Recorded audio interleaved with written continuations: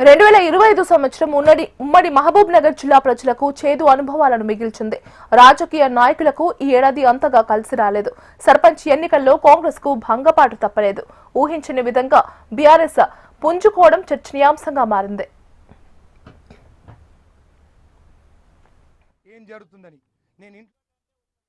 2025వ సంవత్సరం ఉమ్మడి పాలమూరు జిల్లా ప్రజలకు సంతోషాల కన్నా చేదు అనుభవాలను ఎక్కువగా మిగిల్చింది.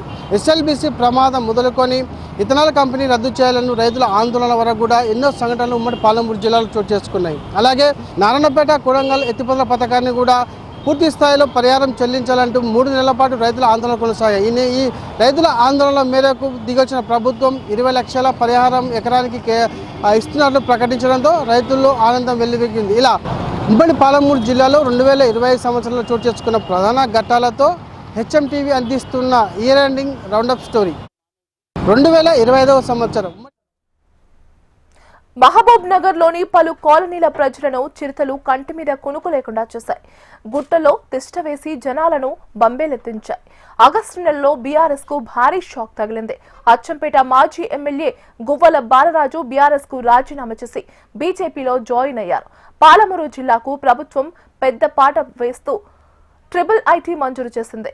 ఉమ్మడి పాలమూరు జిల్లాలో అధికార పార్టీ ఆశించినంతగా సర్పంచ్లను గెలుచుకోలేకపోయింది. జడ్చర్ల, షాద్నగర్, దేవరకద్ర ఎమ్మెల్యేలు బలపరిచిన అభ్యర్థులు ఓటమి పాలయ్యారు. అంచనాలను తలకిందులు చేస్తూ సర్పంచ్ ఎన్నికల్లో బీఆర్ఎస్ పుంజుకుంది. ఊహించినన్ని సర్పంచ్ స్థానాలు గెలుచుకోవడంతో పార్టీ శ్రేణులు సంబరాలు చేసుకున్నాయి. ఎస్ఎల్బీసీ ప్రమాదంలో 8 మంది సజీవ సమాధి కావడం దిగ్భ్రాంతికి గురి చేసింది. ఇందులో 6గురి జాడను అధికారులు కనుగొనలేకపోయారు. ఫిబ్రవరిలో నారాయణపేట జిల్లా సింగారం చౌరస్తాలో జిల్లా మహిళా సమాఖ్య ఏర్పాటు చేసిన పెట్రోల్ బంక్ ను సీఎం రేవంత్ రెడ్డి ప్రారంభించారు. మహిళలు నడుపుతున్న పెట్రోల్ బంక్ విజయవంతంగా కొనసాగుతుంది. మహబూబ్ నగర్ మున్సిపాలిటీ మార్చిలో కార్పొరేషన్ గా మారింది. 49 వార్డులతో ఉన్న మున్సిపాలిటీలో దివిటిపల్లి, జైనల్లీపూర్ గ్రామ పంచాయతీలను కలిపి కార్పొరేషన్ చేశారు. దీంతో అభివృద్ధి వేగవంతమవుతుందని ప్రజలు భావిస్తున్నారు. 2వ దశ మంత్రివర్గ విస్తరణలో మక్తల్ ఎమ్మెల్యే వాకిటి శ్రీహరికి మంత్రి పదవి దక్కింది.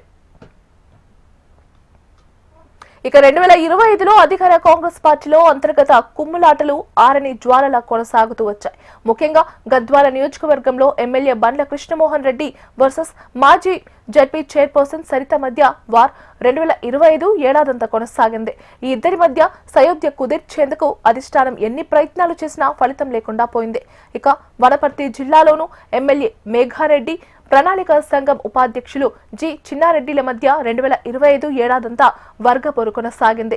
పార్లమెంటు ఎన్నికల అనంతరం ఎంపీ మల్లు రవి, ఏఐసిసి కార్యదర్శి మాజీ ఎమ్మెల్యే సంపత్ల మధ్య వర్గపోరుకు తెరలేచింది.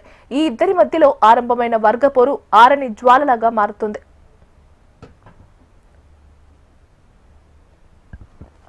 జడ్చర్ల నియోజకవర్గంలోనూ 2025 సంవత్సరంలో ఎమ్మెల్యే అనిరుద్ధ వ్యవహార శైలి అధిష్టానానికి తలనొప్పులు తెచ్చిపెట్టింది.